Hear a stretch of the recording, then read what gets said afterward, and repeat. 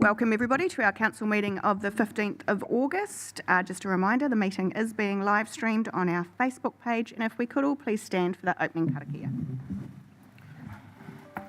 Te tawa mai rana, te tawa mai raro, te tawa mai roto, te tawa mai waho, kia tau ai mauri tū, te mauri ora, ki te katoa, haumie, huie, tāi. Okay, great to have a full house today, so no apologies. Do we have any conflicts of interest? No. Nothing in the public forum. Announcements by myself. I do just want to acknowledge the passing of Hamilton Logan. Some of you may know Hamilton. He was 99 and due to turn 100 in November.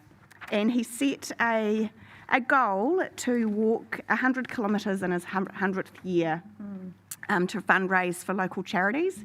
I had the pleasure of joining him on one of his walks, and just an absolutely delightful man who regaled me with stories of Napier's history and some of our iconic buildings, and it was really lovely to meet him. So I'm sad that he was unable to come to his goal of 100 kilometres, but he will be missed and remembered by many. So I just wanted to acknowledge that. Any minor matters not on the agenda? Just to let everyone know, we will be moving into public excluded soon, as we have an external presenter on that who needs to get away to something else. Confirmation of the draft minutes of the ordinary meeting of council on Thursday the 1st of August. If I could have a thank you, Councillor Mawson, Councillor Crown, all those in favour please say aye. Aye. Excellent.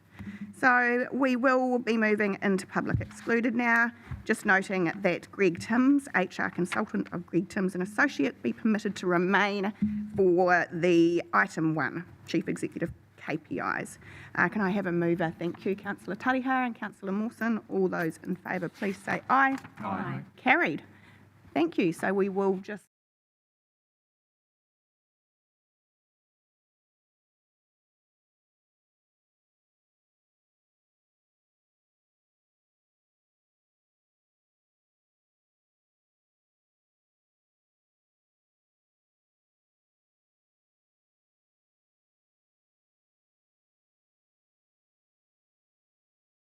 everybody, we will now reconvene into our open agenda, and our first agenda item is the Civic Precinct design approvals, and we have Darren Gillies here to present the paper. Welcome, Darren. Morena councillors, I'm here this morning to give you an update of where we are on the Civic Precinct. I'll take the paper generally as read, but I will go through some of the salient points on the paper to give you a kind of idea of where we're up to and when you'll be hearing from us next, and how the process is going in general. And then, if you'll indulge me, I'd like to go through an online 3D model of what the precinct is sort of shaping up to look like. That'll give people who are watching online a chance to see where that investment is getting made and how the design is coming along. Essentially, since the LTP process was adopted, we're now treating this as one precinct project. So to give the public and yourselves an idea of what we mean by the Civic Precinct, we are basically 7,500 square metres of land, and we're about 10,000 square metres of building.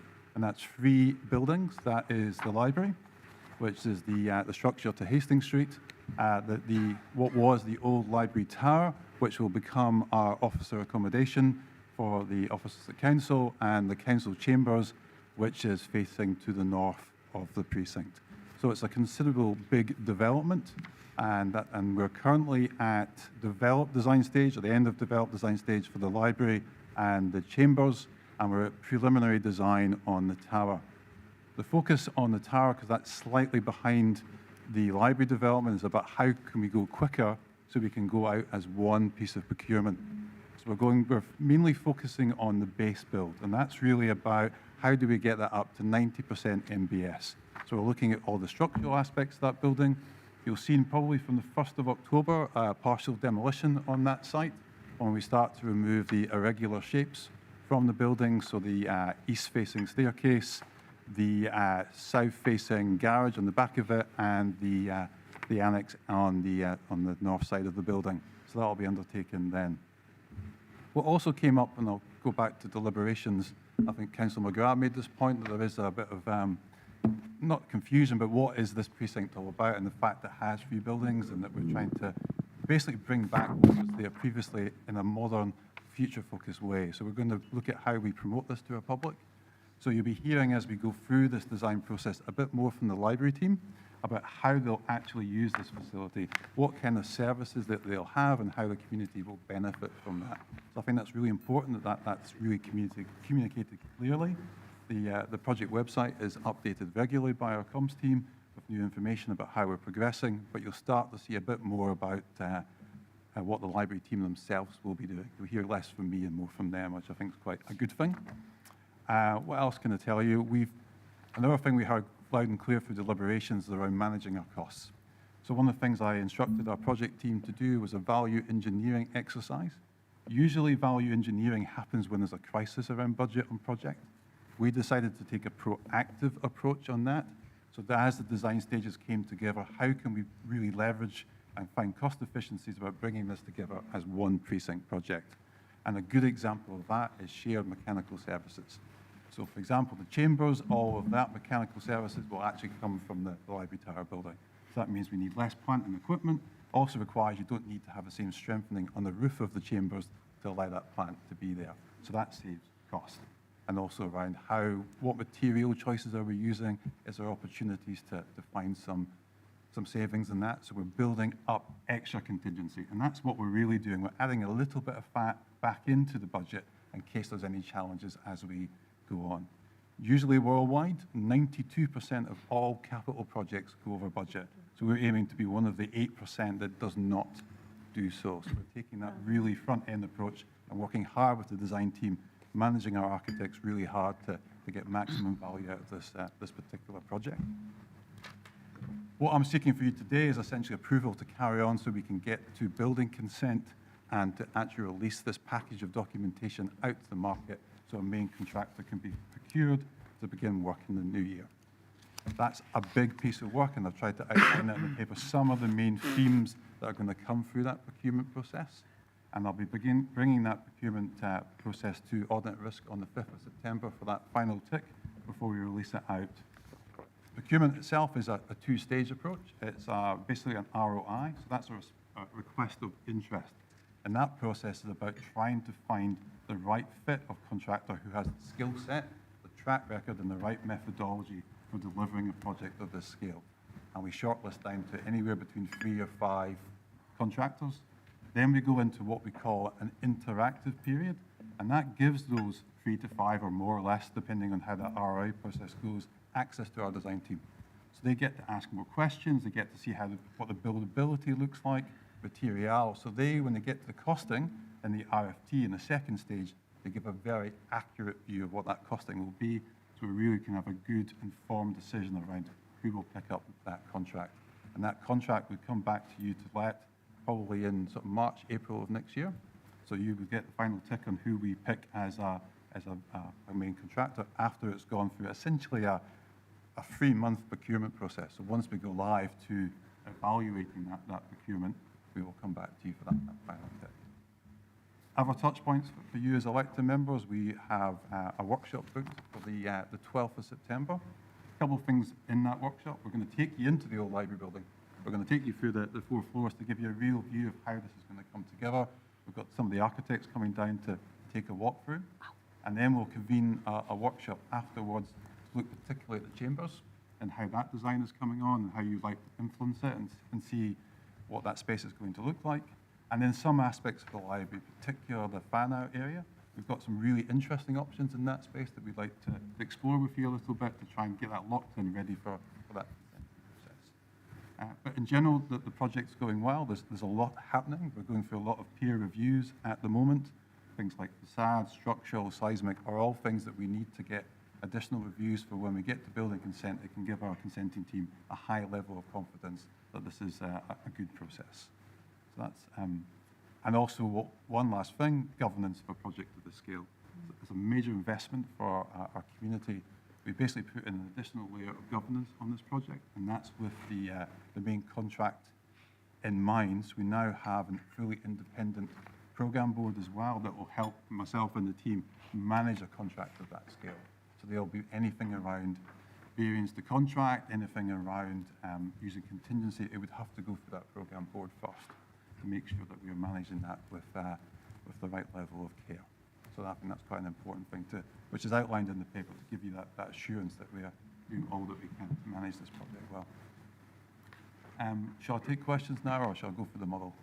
Let's go through the model. Okay. So this is the bird's eye view looking sort of towards southeast, as you see on screen. It will be a little laggy. It's quite a big model, so it tends to have a little lag as I zoom in. So it takes a little while for the image to resolve as you kind of go from the Station Street side, looking from north to south. It'll suddenly click and be clear in a second. There you go. And that kind of starts to give you a good view of what the public realm is doing. And actually that elevation drop of 1.5 metres from Hastings Street down on to Dalton Street. And you can start to see the wooden structure in the middle there, the Wakahuia that kind of bands the building together. So that's the existing trees, isn't it? They are the existing London plane trees, yes. Mm. Yeah. And we swing around to Hastings Street, go through a few buildings, knock a few heads as we go through. As we're looking now towards the west angle as it starts to resolve itself, you'll see that kind of slight nod to Art Deco here with that really big double head space that is in the front of the building there as you're looking in, that real display area. And you start to see the chambers peeking out in the distance there in the corner of the new officer accommodation block. And we zoom up in the air. You'll start to see a little giraffe there giving scale of that double head height. I'm not sure where that giraffe lives or resides normally, but I was taking a few questions on that earlier. I'm not sure what particular breed of giraffes. I can't tell you the exact height. But again, you get to see the prow now of the building. This could end up being a really good mahi toi opportunity. We've talked both as sort of a prow or a pole. That's still getting worked through in detail. But it's a real anchor point, a real reaching out of the building onto Hastings Street. And as we swing into the building, into that display space, bash through the wall. And this is the display space you can see, and you start to see the steps that take up the Wakahuia. So those are the bleacher stairs where people can sit and read and take in the atmosphere of the space and get up into the second floor. And that start through the building to the fan out area. Oh, get through one of the staff areas, more staff areas. So this is one of the areas that we'll be coming back to as elected members on the workshop on the 12th. There is bookshelves that are going in here, but we wanted to leave this essentially as a blank canvas to have that conversation on the 12th. This is around the forest of Tangaroa, the kelp forest, and how that's kind of manifested itself in design. So this is one of the areas that we'll be having a conversation with you as elected members about how that design is progressing. To the left of the screen is the double space changing areas and toilets for families as well. There is a breastfeeding section in behind that orange PowerShell coloured wall. So that's something else that we can go through with you on the 12th. Let's skip ahead for time. I'll go up the bleachers. He says, hoping it works. Maggie. I'm taking you upstairs now into the kind of more traditional library stairs. So you're at the top of the steps looking up at one of our baskets of knowledge, one of our ketes, up into the skylight there, and that's a real kind of wow moment within the library. There'll be lots of sunshine and light coming into that seated area. And as we move through the kind of collection, as you see, it's quite densely packed with bookshelves. In the library itself, those walls will have shelves on them. Just we haven't done that in the model. There's a certain amount of information you can put onto one of these models without eventually crashing the thing. You'll see the two grey things at the back of those bookshelves. They are two of the meeting rooms that people can book to use. And the feedback we're getting across lots of libraries across the networks is how popular these meeting rooms are. Go to Faulkner Crossing. Back out of the building, swinging right around again. So that's a view. Now we're sort of on the court side of the building, so you can still see the sort of the mass timber entranceway, but now you start to see the backpack, whereas what a lot of the activity is. So you're going all the way up the laneway towards the court, and you're seeing that sort of that corner of the library where our innovation space will be. That's where those garage doors are. We orientate ourselves around.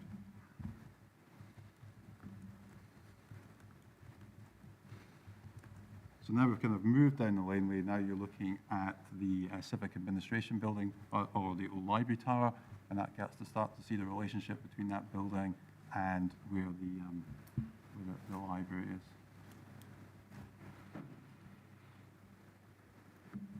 You see quite a change on the facade of that building as well. Very much looking to modernise it. I think I might stop here. We're just starting to repeat ourselves. So we're starting to now look up from the west, from the Carwacker sides of the precinct, right up and towards the to the Hastings Street and Marine Parade. Maybe I'll show you one inside the chambers so you see how that's going. And its interior. And this, just to be clear, this is in non-chambers mode. So this is the space that people were levitating using chairs. I'm not quite sure what's happening here, but just gives you an idea of that looking back out. So in council mode, there would be a screen that would come down to give privacy. So when it's not getting used as the council chambers, it can be open up to give that use of light. But for a council meeting as this, that particularly in something like publicly excluded, there would be a screen that would come down to give you, as elected members, the privacy that you require. Maybe meetings would be quicker if we adopted that style of furniture. Yeah, I think it may be. Yeah. We also maintain the temperature we've got today. I think we'll be over in about 5 minutes. Yeah, happy to take some questions. Thank you, Darren. I open for questions. Councillor Mawson. Yeah, Darren, just on the note, good slide to be on, just through the chair. When we go and have our meetings at Hawkesbury Regional Council, you can almost hear the other person across the room because of the way that the ceiling is actually designed. Mm-hmm. Just looking at that, is that the final brief, and is that sort of got that feel to it, or, acoustics? Acoustics are one of the main points that we need to get right within this space, and our ceiling material choice will be vital for doing that, to make sure that we're both dampening and containing sound, so you can do exactly what you're saying. You can have what feels like a natural conversation, but it's picked up well by technology, so it's broadcast correctly. Thank you. So absolutely. Councillor Green. Yes, through you, Madam Mayor. A question about design materials of the front facade glass. Is there something to prevent glare from the sun? Yep, there will be some sort of tinting developed. I couldn't tell you exactly what that material choice would be, but yes, there would be some sort of way of managing that. Thank you. And just one more question. On the hoardings, are we going to put up photographs like this to show what it's going to look like, or an artist impression? Yeah, we could do that. We'd need to do a refresh of those hoardings anyway when the demolition contractor goes on site, probably October. So myself and the comms team have been talking that they've been there a while now. So they probably need a refresh, and we try to use some imaging. It's doing something that's telling the right story, that's not going to kind of give the wrong impression. So we need to get the right choice of images. But yeah, That could create a bit of a buzz for the absolutely. public. Yeah. Thank you. Councillor McGrath. Just a couple of questions, and I'll say mainly relating to the council part of it rather than the library. Don't think I'm in full support there yet. It's got pictures of bike racks outside. Modern days, we're starting to talk about covered-in bike racks where they're not likely to get nicked.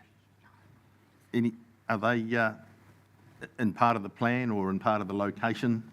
So one of the critical things we need to do is around end of trip. So one of those things, both for end of trip for members of the public and end of trip for staff members. And there's quite particular rules around Green Star around end of trip. So there will be some covered bike facilities, particularly for staff. For public, yes, that's something we're looking at. There's also the current bike shelter on the corner of Dalton and Station Street, and can we reuse that or repurpose that to do a bit of covered? Yeah. More secured than covered, Yeah, secured, in this day and age.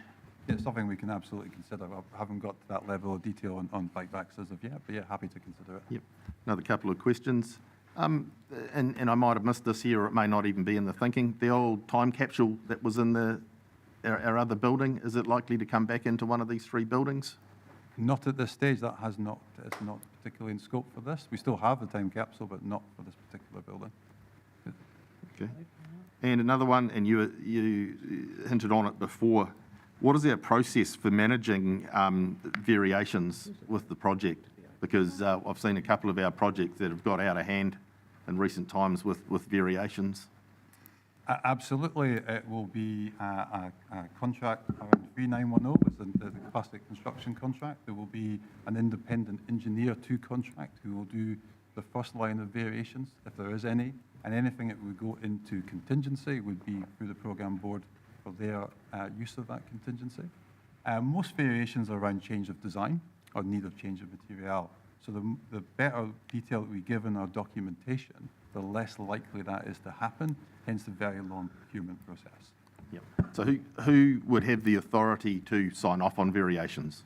It would be, depends on how the procurement goes with the contract from this council, essentially. If it's within budget, it would be with the project team. If it goes without budget, we'd have to come back to you if we go beyond what you've mandated to do. Thank you. Councillor Crystal. Yeah, through the chair, thanks, Darren. Just a couple of things. I know it's hard to see in those pictures, but we talked about having some youth spaces to kind of hang. Where do they fit? I went through all the plans, but I know the areas we talked about. Is that still part of it? Yeah, so very much under the bleacher stairs on the ground floor before the fan-out areas where we thought would be one space. Yeah. The other space would be on the west space between the kiosk and the innovation space. There's where you come back up into the fan-out area, the two areas that we've currently got designated. Okay. What about upstairs? Upstairs, I would imagine there isn't really much in the way of separation upstairs apart from the meeting room, so most people will congregate on the edges by the views, I'm guessing. And so I think that's how that will happen, yeah, but not and- specifically. Yeah, I know we took kind of that end by Hastings Street. Yeah, I and, think that and will the become bit a that popular hangs bit. out over the public realm. I just see that somewhere where, is there going to be some I don't know, beanbag, whatever, some area, because I know that's something that's quite important where the youth feel like they can go and sit, and even if it's just reading a book. And just a further question, who's on the board that you talked about? So it's a mixture of people, an independent board from both the sort of finance, governance, Mana Whenua, construction and community representation. Okay, There's a mixture of 5 on the programme board currently. Yeah. thank you. Councillor Tariha. Kia ora, thank you through you, Madam Chair. Kia ora, Darren. Thank you for the report and appreciate your energy you bring to the project. Have we submitted or close to submitting a archaeological authority application with Heritage New Zealand, Pouretonga? Yes, and I shared that with our Mana Whenua partners about a month ago for feedback. Has it been submitted? And it's in the process of being submitted. Ah. Yep. I have had some additional feedback from Mana Ahuriri on it, but yeah, we're working through that process with Heritage New Zealand and archaeological authorities. Yeah. Couple, just to follow up, I requested for email, I'm not too sure if you were included, to see if we could get a iwi monitor on board to work next to the archaeologist during key stages. Did that make it to you, or? Yeah, so that's something that we'd worked with Galen and the project team. She's the archaeologist assigned to this particular project. She was involved with the demolition of the Civic building as well, so that's something that we absolutely can look at, yeah. Kia ora, thank you. Councillor Simpson. Yeah, through you, Madam Chair, I'd just like to raise 3 or 4 questions, content of the report, and I'll combine the first 2 to make it simpler. The report indicates minor changes to key milestones and forecast completion dates. Do you want to just give us a brief capture of that? So until yesterday, we were looking at being essentially 6 weeks behind on where we were planned to because of bringing those 2 projects together. I have now got clarity from the design team that we can go out for tender as what was originally programmed. But on writing of our report, we were unsure that we would be able to recover those 6 weeks. We found a way of doing so. Basically, the design team are giving up Christmas. Excellent. Congratulations. So sorry to interrupt, but so can you just remind us in terms of, you mentioned that you were expecting to award the contract in March, March, April, yeah. and when we would be anticipating breaking ground? It all depends on how that contract goes. Ideally Right. May, probably June. Okay, thank Yeah. you. Sorry, Councillor Simpson. No, it's probably a good follow-up, actually. The next question I had was, just remind me, how do we come to that 90% of the new building code? Basically, cost effectiveness. So from going from 75% to 90% was a $250,000 wall in the basement. So we're looking at a $275 per square metre strengthening schedule to get to 90%. Yes, so quite a cheap remedy, really. Cheap remedy, essentially. Most of the cost was around getting us to the 75%. That extra 15% was reasonably cost effective. Often the extra 15% is not. We might have to use steel intervention, additional banding, but in this instance, the engineers are confident that simple shear wall in the basement will do the work. Excellent, well done. Congratulations. And my final question is, and I love the fact that we make this public, that we hold a contingency. But my question is, increase of 3%. Yep. So what does that take us to in holdings? I can't tell you the exact contingency off the top of my head, but essentially we've returned around $4 million to additional contingency at this point. Thank you. Councillor Price. You may have answered this, but just to clarify with me, is a priority given to anything that's done on this to being local? So within the broader outcomes of the procurement process, we'd support a local person going for the work, or if a national contractor did apply for the work, they would have to show good evidence of using the local market, particularly in employment and subtrades. Okay, thank you. Quite important. Yeah, no, absolutely. And I think I've said in the report, this will be a big economic benefit to the community and something that should be also celebrated, that opportunity. So the procurement lends itself to that. Thank you. There's no further questions or discussion. Could I have a mover? Thank you, Deputy Mayor Brosnan, seconded by Councillor Tariha. Would you like to speak to the motion? Thank you very much for the report, Darren. I think from my perspective, this is just another milestone for us on the way to achieving an on-budget, an on-time and an on-point development in this space. And so really pleasing to hear around those 6 weeks that we've been able to close the gap between the two parts of the project. I know there was a lot of pressure going on to do that, and I appreciate all those who are making sacrifices to make that happen. I think in the end we will come up with a quality community space that is affordable for the generations of Napier people who will enjoy this place. We will also come up with a right place for our staff, for our city governance, and for our community to spend their time. So it's really appreciative having the update as this project moves through yet another design stage. So congratulations to everyone working in and behind the scenes of this major project for our city with so many benefits. Kia ora. Thank you. Councillor Tariha. Kia ora, just tautoko Deputy Brosnan's comments and wish you all the best going forward. Just maybe one more comment that I've been receiving increasing phone calls from residents from the hill that birds are flying into their windows, and a lot of birds, particularly native birds, are dropping because they can't see windows, and I noticed that there's a lot of windows on this one, so if we ever have that issue, there is a spray paint out there. It's clear to the human eye, but apparently birds can see the spray, so just keep that in mind. You might need to utilise that. Kia ora. Are there any further speakers to the motion? On that note, I'm happy to, all those in favour, please say aye. Aye. Against? Carried. Thank you very much, Darren. Great to have this next milestone passed, and that was a really informative update. Thank you.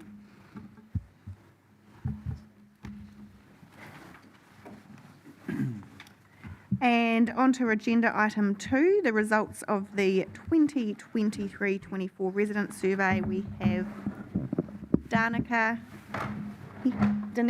here to present alongside Virgil from SAL. So welcome to both of you.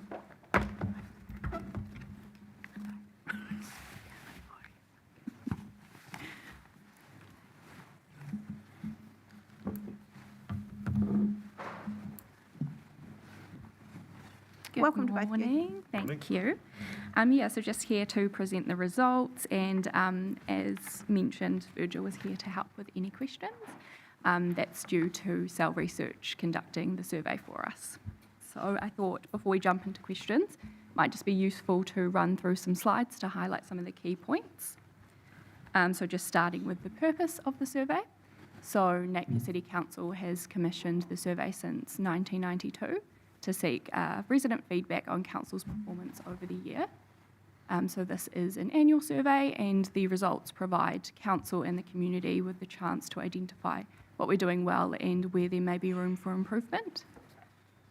Information for the survey was collected using a range of methods and a sample of 600 people. And the results can be viewed as a representative picture of what most of Napier residents were thinking at a point in time. And most satisfaction ratings have been incorporated into council's long-term planning and performance framework. Just on to some highlights about the key results. So the 2024 results showed significant improvements across multiple services, and that's compared to the last year's results.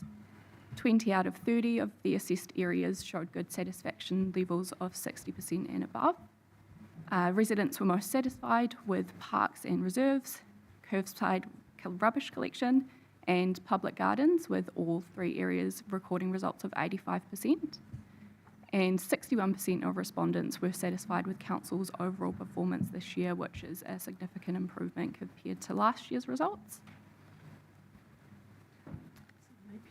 And this table, which is included in the officer's report, shows all services that experienced a variance of 5% or more when compared to last year.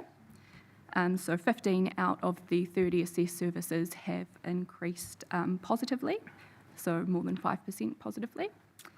And noise control, 2 of the water services and keeping people informed showed the most significant improvements.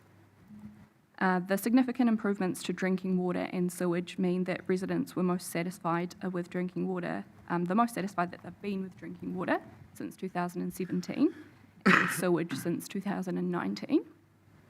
And Freedom Camping was the only service to decrease by more than 5% in 2024. Work on reviewing the Freedom Camping bylaw is underway, and information is expected to be brought back to council towards the end of the year around this. Cool, so that's all from highlights. Happy to take any questions. Great, thanks Danica. Really useful summary of the results there. So I'll open up to questions. Councillor Price. Thank you very much. The only question I have is on the Freedom Camping, which is a little pet of mine. Getting accuracy on that when there's 64% of people don't even realise there's Freedom Camping, is that right? Can you comment on, I guess the survey's not over accurate on Freedom Camping, or? So in terms of that particular measure, when we are comparing year-on-year results, we run a statistical test to see if it's statistically significant. So in that particular instance, even though there was a dip, it wasn't statistically significant in terms of change over the previous year. So yes, there is a greater variance in terms of percentages that were recorded, but it's not necessarily something that is jumping out saying there's a real problem here. And the thing that you highlighted, which is absolutely valid, is that there was a higher percentage of people that actually didn't have an opinion on it, and therefore, as a result, that reduces the number of ratings that are given, which can at times lead to a degree of variation, either positive or negative, on that particular result. So not doing a terrible job, just something that maybe to have a look at and see if there are ways to go about improving that or enhancing it further. Thank you. Councillor Bogue. Just through you, Madam Mayor. Just another question concerning Freedom Camping. Was there any narrative or commentary about homeless people or people living in their vans or cars, which, you know, has been increasing over the last couple of years? That's a good question. I would need to go back to the original data and have a look at that, but I can come back to you with a reply through Danica with regards to that. But that is a possibility. Councillor Simpson. Yeah, through you, Madam Chair. The report indicates that residents aged under 65 were least satisfied. What does that mean? Generally means that if you're over the age of 65, you tend to have a more positive overall satisfactory experience, and that could be due to age. And then if you're under that age group, well, obviously it's going to be due to age. If you're under that age group, generally slightly less satisfied. And you tend to find that the younger a demographic, the less satisfied, or the lower the rating that you can often get. So is there a trend around what they're least satisfied in, and what was the other note? Everything. And why they're least satisfied? We can have a look into that a little bit further, but typically what it suggests is that it seems to be the sentiments of that particular age group that they generally tend to be less satisfied. Whether or not it's brought down by any specific areas, I would need to go back to the original data and have a look at that. Thank you. Councillor Crown. Thank you, through you, Madam Chair. And this might be actually a question for our Chief Executive. Just regarding the point that was made here that most of the ratings have been incorporated into Council's long-term planning and performance framework, how will that come back to us? Or how will we know what has changed? Or can you give me, sorry. I can Oh, thank you, provide sorry. some comment on that. So in our 3-year plan that we've just adopted, so the performance measures that sit under the activities, we've got some of the questions, or the measures relate to what's happening in the report. So yeah, the satisfaction ratings show there, and you'll be able to see the year-on-year difference in the annual report. So it's used as a bit of a benchmark Yeah. moving forward for our performance measures. So some of the performance measures are formed from the results of the report. Thank you. Yeah, great. Councillor Crystal. Just through the chair, one of the interesting facts I kind of picked up was drinking water, and it has improved, but we're still only at 49%, which I think our drinking water's improved dramatically since. But when going through the comments, it's pretty much mostly about the chlorine in the water as a dissatisfaction. And personally, in my experience, sometimes I can't taste it at all, and then other times you go. And so there's obviously a fluctuation going on, and I'm sure that's probably what most residents across Napier are feeling, and also lots of people are still buying bottled water and stuff.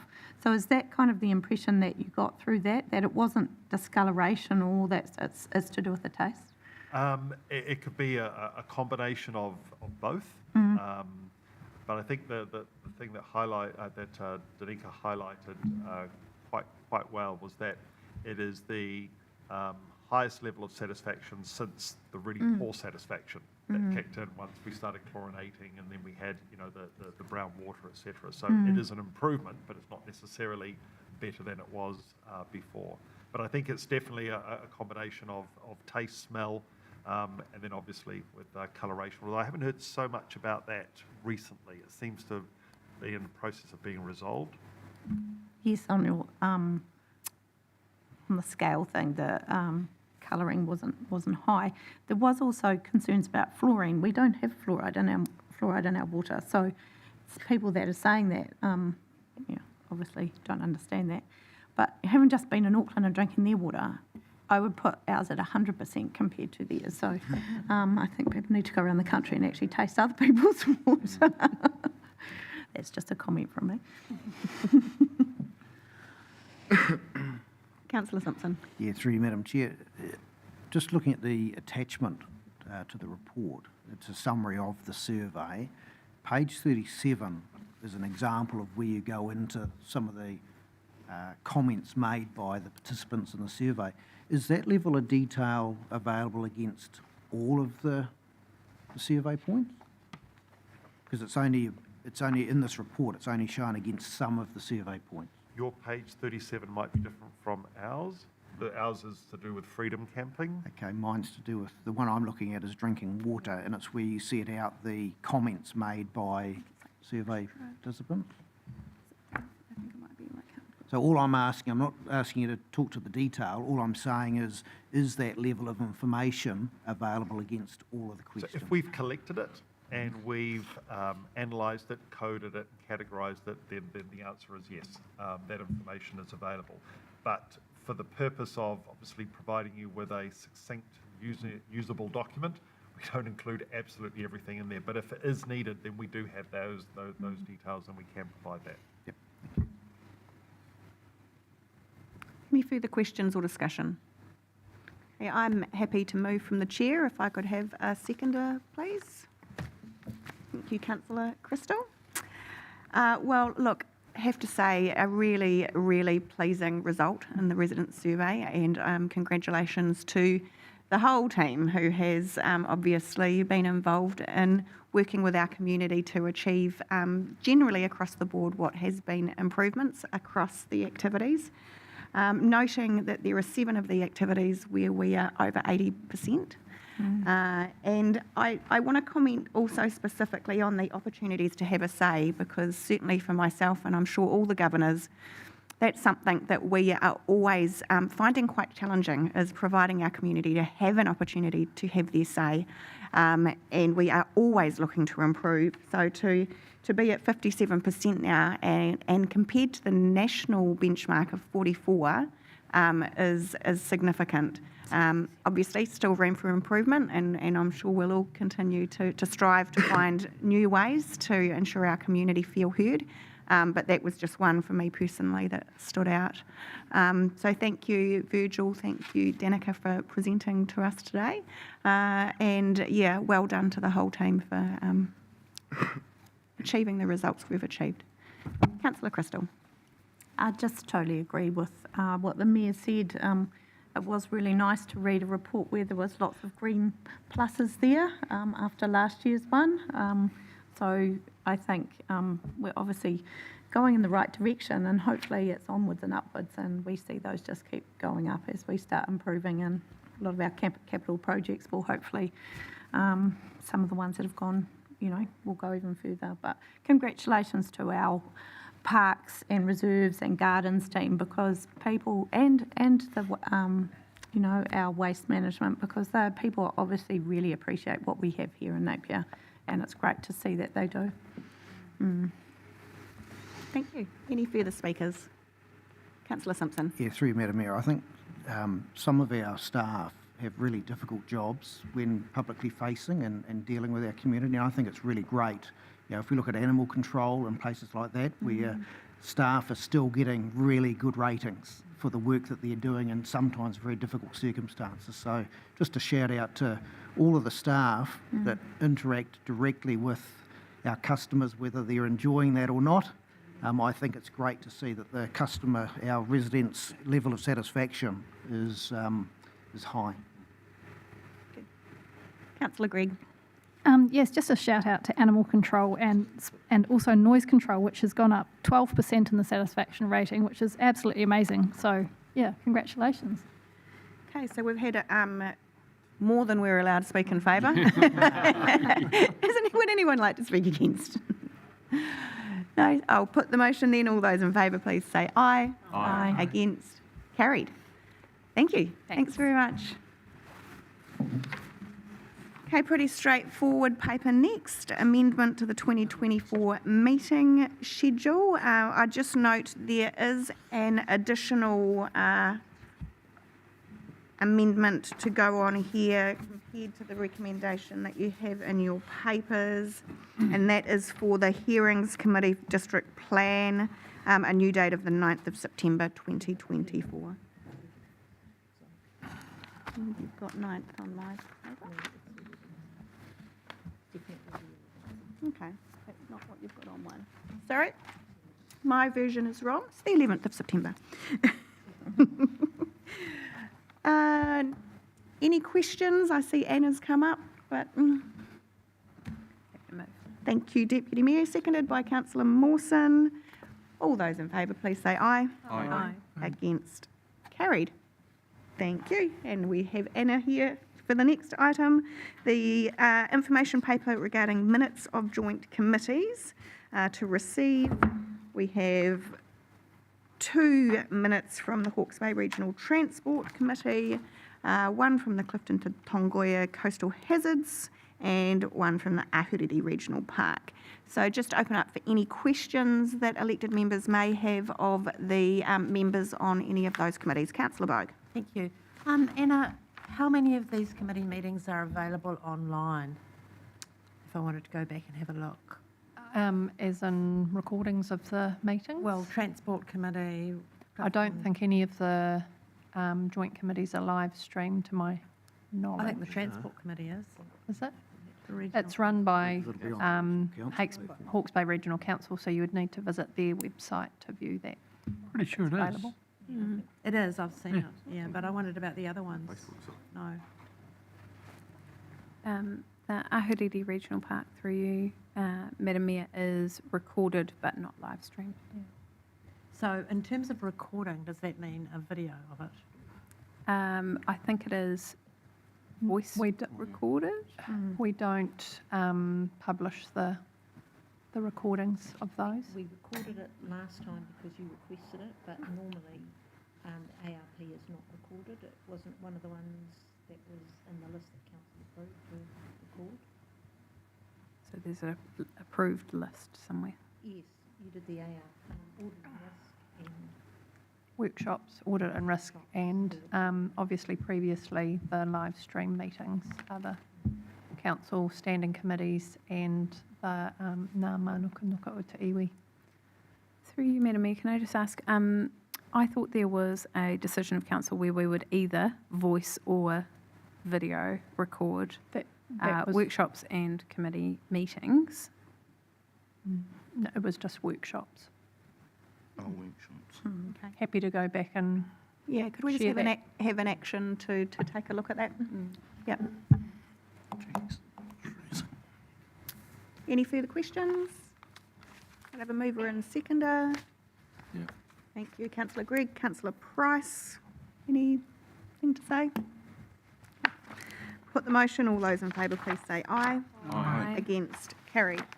Moving on to the action points register, and we'll open up for any questions.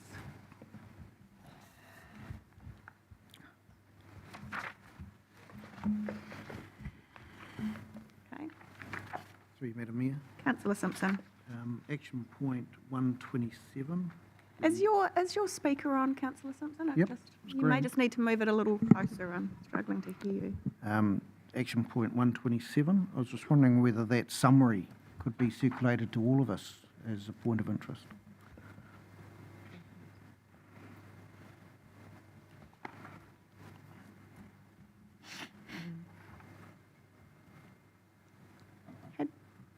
Yes, I thought I had seen that, but maybe it wasn't widely circulated. That's the Ahuriri Regional Park summary, background summary of work done to date. Sorry, 127. It's the last one. Oh, yeah. So that's okay, so that's in the process of being prepared. Working on this currently. Yeah, and be circulated. Yeah, happy for it to be circulated. No. Thank you. Any further questions? Okay, have a mover and seconder. Councillor Tariha. Councillor Mawson, thank you. Nothing. I'll put that. All those in favour, please say aye. Aye. Against, carried. Item 6, 2024 Local Government New Zealand Annual General Meeting remits. So we have obviously a number of remits which we will be required to vote on at the Annual General Meeting next week. So this is an opportunity for you to indicate support or non-support, or provide any feedback, or ask any questions that you may have. So although we may not necessarily have anyone in the room that can answer those, considering they're not our remits, but I will open up.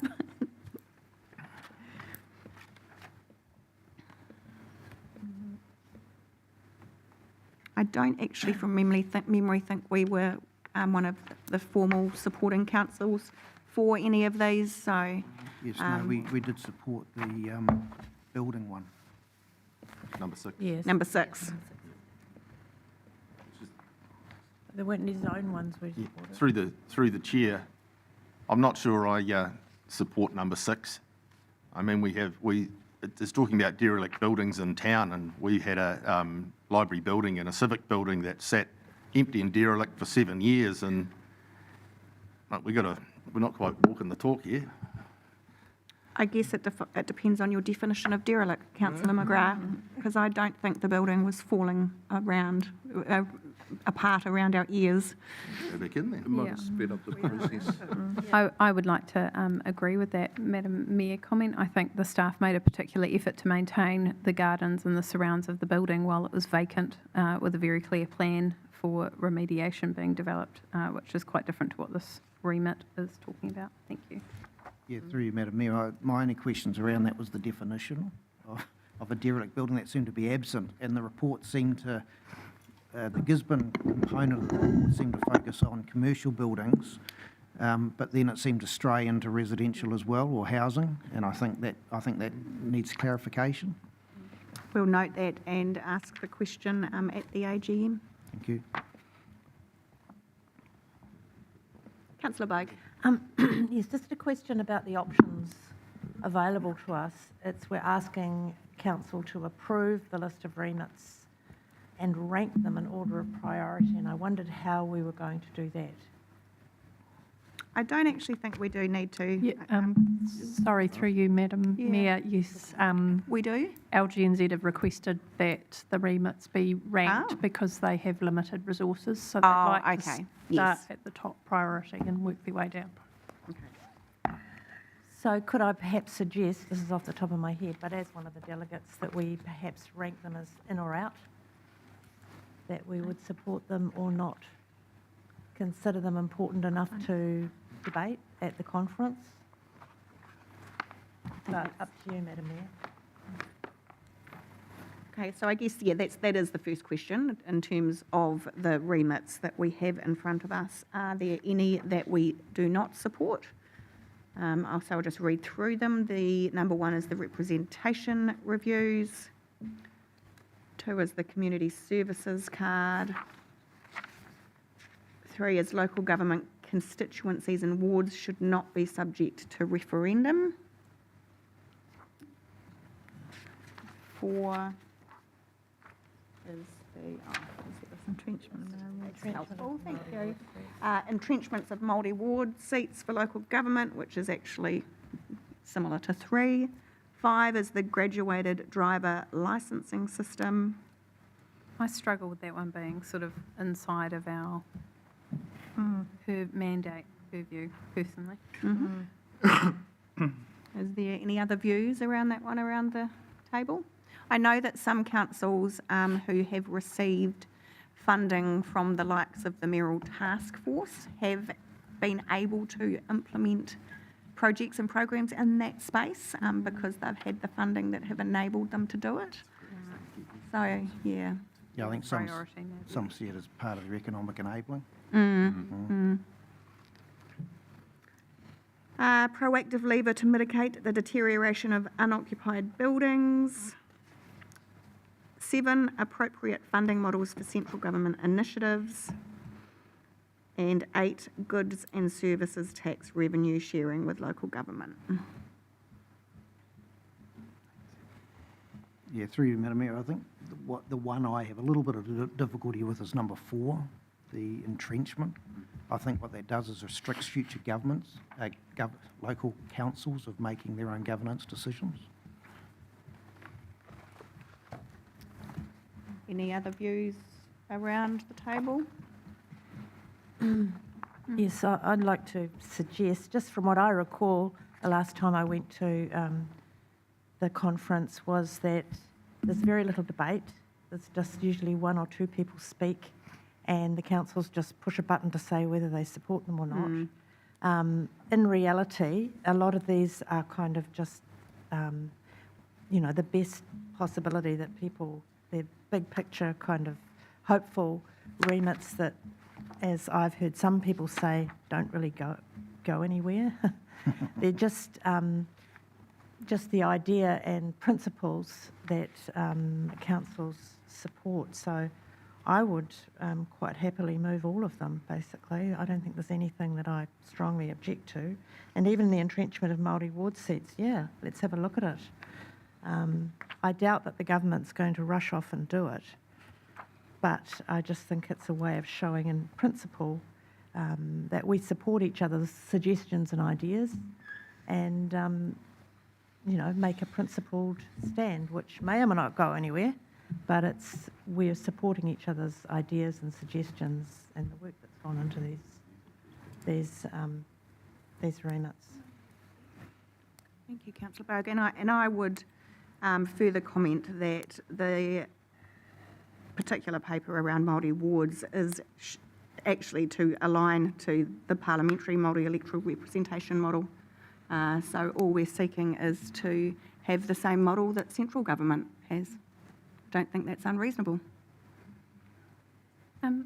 Mayor-wise, would it be appropriate? I think in past years, the council has just passed a resolution to delegate. I think that's a to good idea. to yourself and the delegates the ability to listen to the speakers at the conference and make a decision on behalf of council. I wonder if what I'm hearing is that there's not a huge amount of angst around anyone in particular shared by the table. So giving that delegation to yourself and the delegates might be a simple way forward. I think that is definitely a simple way forward. I don't think it's efficient use of our time to sit here and workshop it in this meeting. So if we could just amend the recommendation before us to have a point C, that delegation is given to the AGM delegates to establish the order of priority.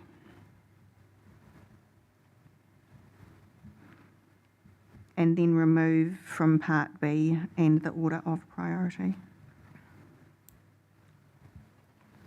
Just a point of clarification, is LGNZ not seeking their priorities prior to the conference rather than at the conference? No. Through the chair.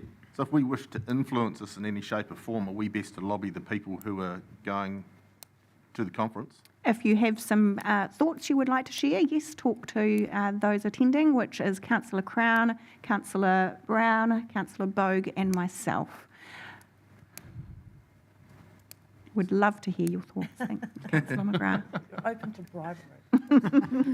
Oh, there it is. There it is. No. You said that publicly. That recorded? Okay, are there any further questions or feedback anyone would like to give? No, so if I could have a mover and seconder, please. Probably better not a delegate. Deputy Mayor Brosnan and Councillor Taylor. Did you wish to speak to that? Thank you.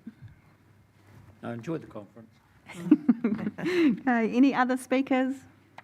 There being none, I'll put the motion. All those in favour, please say aye. Aye. Against? Carried. Right, so we are now at our final open agenda item. Thank you, Anna. Being our reports under delegated authority and tenders let, we have in the period, reporting period 2, tenders let, the Veronica Sunbay remediation and the Petani Domain car park. So open up for any questions that anyone may have. Deputy Mayor Brosnan. Through you, Madam Mayor, I was approached about one of these tenders being let by a member of, I guess, our local community who had been involved in like some initial scoping of a project and thought there was a pathway through to procurement, which didn't eventuate.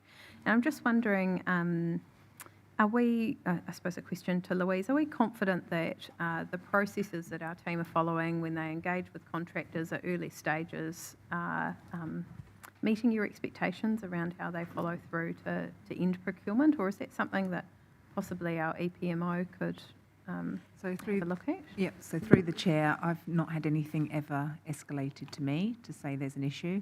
And as you know, we've got a clear procurement strategy which we comply with and we do check ourselves against. So I would say if anyone has any concerns, they need to share that with us, and I'm happy to look into it on a case-by-case basis. Thank you. Good guidance. Appreciate it. Thank you. Okay. If there's no other questions or discussion, I will put the motion. Oh, I haven't got a mover or seconder. That's helpful, isn't it? Could I have a mover and seconder, please? Councillor Crystal, thank you. Councillor Crown, thank you. I will now put the motion. All those in favour, please say aye. Aye. Against? Carried. Excellent. So if we could all please stand for our closing karakia. Kia tau te rangi Māori, ki runga i ngā iwi katoa, kia piki te ora, te kaha me te māramatanga, i ngā wā katoa, tihei maurora. Thank you, everyone.